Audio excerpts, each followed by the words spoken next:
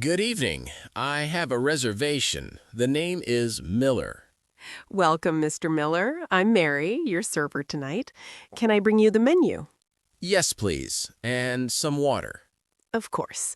Our special tonight is the salmon with lemon sauce. It's very popular. That sounds good. I'll have that, please. Excellent choice.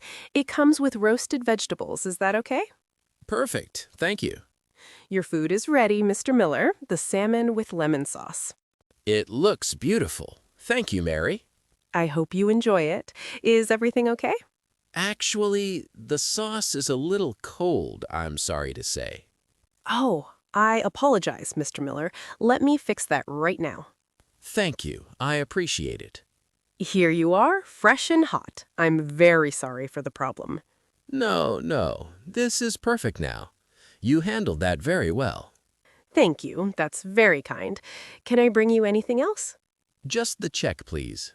Of course. Mary, I have to be honest. I'm a food critic. I write for a restaurant magazine. Oh, really? Your service was excellent, and the salmon, after the fix, was delicious. Thank you so much, Mr. Miller. I will tell the chef. Please do.